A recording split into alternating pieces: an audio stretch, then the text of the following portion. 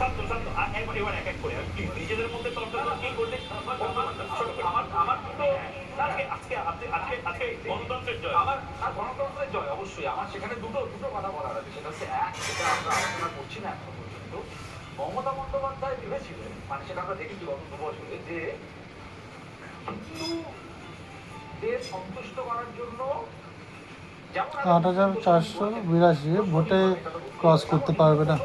ফিরোজ হাকিম এগিয়ে, মাত্র 9,000টি মুসলিম ভোট পেয়েছে।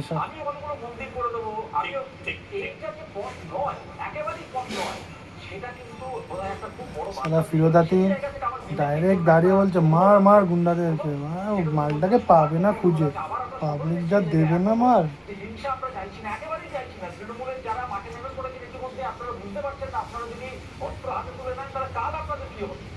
এটা ভাবুন একটু এই আবেদনটা আপনার কাছে রাখছি। দ্বিতীয়, এবার কিন্তু ভাবতে হবে কেবল কেবল হিন্দু কনসলিডেশনের ভোট এটা নয়, এটা কিন্তু অপশাসনের বিরুদ্ধে ভোট, এটা কিন্তু চাকরি না দেওয়ার বিরুদ্ধে ভোট, এটা কিন্তু দুর্নীতির বিরুদ্ধে ভোট। আমি বলেছিলাম যে ছাত্রছাত্রীদের একটা বিপুল অংশ বিজেপিকে ভোট দিতে চলেছে, যেটা কিন্তু মিলে যাবে, দেখতে দেখা যাবে মিলে যাবে একদম রেজাল্ট আসার পরে।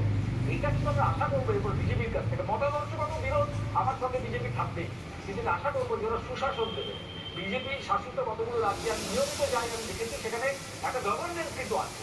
চাকরিগুলো ওরা দিন, এই আবেদন আমরা আমাদের থাকবে আজকে থেকেই। আমরা এটাও চাইবো যে হিন্দুদের রক্ষা করার যে বার্তা ওরা এতদিন নিয়ে এসেছে, সরকার গঠন করলে কিন্তু ওদের মুসলিমদের রক্ষা করার দায়িত্ব কিন্তু নিতে হবে। এই আবেদনগুলো কিন্তু আমার আমার একদম আমি একবার বাংলার মানুষকে আবার বলবো এই মুহূর্তে 191 বিজেপি 191 পেয়েছে এবং এই 191টা এখনো ট্রেন্ডে রয়েছে।